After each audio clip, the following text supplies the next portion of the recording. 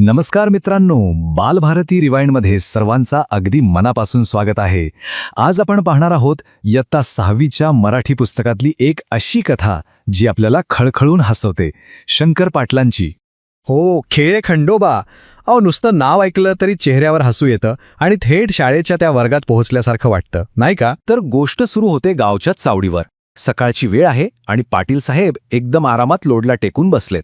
त्यांच्यासोबत सरपंच आणि तलाठी यांच्या गप्पा सुरू आहेत. पण तेवढ्यात येतो टपालवाला आणि तो आल्याबरोबर गिरणी थांबते आणि सगळ्यांचं लक्ष जातं त्याच्याकडे. अगदी तोंडात पानाचा तोबरा भरून बसलेले पाटील सुद्धा डोळे रोखून बघायला लागतात. आणि इथूनच सुरू होतो सगळा गोंधळ. सरकारकडून एक आदेश आलाय आणि गावात एकच खळबळ उडणार आहे. आता ते पाकीट बघून पाटलांना काही उत्सुकता आवरवेना. ते विचारतात, काय आलंय? आणि तलाठी हसू आवरत सांगतात की शिरगणतीचं काम आलंय. आता गंमत बघा. पाटील म्हणतात, अहो, परवा तर झाली की ती माणसांची शिरगणती. तलाठ्यानं आपली आढ्यता सांगितली. छायला सरकारी पाकिट सारं गाव गोळा करू. आदेशाला आहे मंकी मोजायचे. मंकी म्हणजे चक्क वानरं मोजायची. अरे देवा, हा भाग वाचताना आठवतंय ना? वर्गात बसून हसून हसून आपलं पोट दुखायचं. गुरुजी वाचायचे आणि अख्खा वर्ग पोट धरून हसायचा. चला पुढे पाहूया काय झालं ते. आता आदेश तर आला होता. मग काय?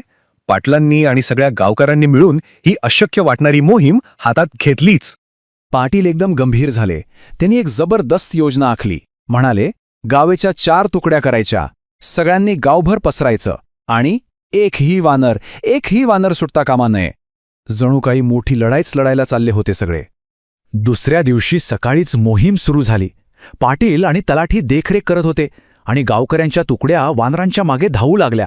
पण वानरं कसली हुशार. माणसं मागे लागल्याचं कळताच त्यांनी अशी काही धूम ठोकली, एका झाडावरून दुसऱ्या झाडावर, एका छपवरून दुसऱ्या छपरावर अख्खं गाव डोक्यावर घेतलं होतं त्यांनी. पण माणसांना काय माहिती की वानरं त्यांच्यापेक्षा कितीतरी जास्त हुशार आहेत. त्यांनी जो काही उच्छाद मांडला की बेचाऱ्या गावकऱ्यांची पार फजितीच झाली. हे बघा, वानरांनी गावात नुसता हैदोस घातला. कुणी घराच्या छतावर, कुणी पारावर, कुणी थेट घरातच घुसलं. माणसांची धावपळ आणि वानरांची मजा. काय गोंधळ उडाला असेल याची कल्पना करा. गावात एकच हलकल्लोळ माजला होता. कुणाच्या दुकानात शिरून, कुणाच्या घरात घुसून, कुणाच्या छपरावर उडी टाकून, कुणाच्या पत्रातलं ताट ओढून पसार. हो, अरे देवा, काय काय नाही केलं त्यांनी. आणि बरोबर इथेच गुरुजी म्हणायचे, मुलांनो, इथेच खरी गंमत आहे. आणि आपण सगळेच्या सगळे जोरजोरात हसायचो. आठवतंय ना? दिवसभर धावपळ करून झाली, गोंधळ घालून झाला, पण हाती काय लागलं? शून्य.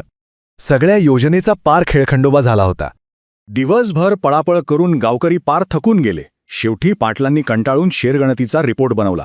मनाला येईल तो आकडा त्यात लिहिला आणि तलाठ्याला म्हणाले, घेऊन जा हे मामलेदार कचेरीकडे. जणू काही मोठं काम फत्तेच केलं होतं त्यांनी. आणि मग तो क्षण आला जेव्हा त्या एका चुकीचा खुलासा झाला, ज्यामुळे अख्खं गाव दिवसभर त्या बिचाऱ्या वानरांच्या मागे पळत होतं. आणि हा सगळा गोंधळ कशामुळे झाला माहीत आहे? फक्त एका टायपिंगच्या चुकीमुळे.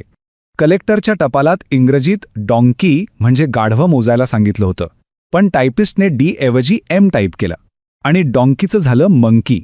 एका अक्षरामुळे बिचाऱ्या गावकऱ्यांनी गाढवं सोडून दिवसभर माकडांच्या मागे धावपळ केली. पहा मुलांनो, एका शब्दाची, एका अक्षराची चूक कसा पूर्ण गावाचा खेळखंडोबा करते. डॉंकीचं मंकी झालं आणि अख्खं गाव गाढवं सोडून माकडांच्या मागे लागलं. ही कथा ऐकून शाळेतले दिवस आठवले ना? मग तुम्हाला आठवतंय का हा धडा शिकवणारे तुमचे गुरुजी? त्यांचं नाव काय होतं? आम्हाला कमेंटमध्ये नक्कीच सांगा. आणि खरंच, जर ही कथा ऐकताना पुन्हा एकदा त्या वर्गात बसल्यासारखं वाटलं असेल तर ही आठवण तुमच्या त्या सगळ्या जुन्या शाळकरी मित्रांपर्यंत नक्की पोहोचवा. आणि अशा जुन्या हसऱ्या आणि गोड आठवणींसाठी बालभारती रिवाइंड चॅनलला आजच जॉईन करा. कारण काही कथा फक्त अभ्यासासाठी नसतात, त्या आयुष्यभर हसवतात.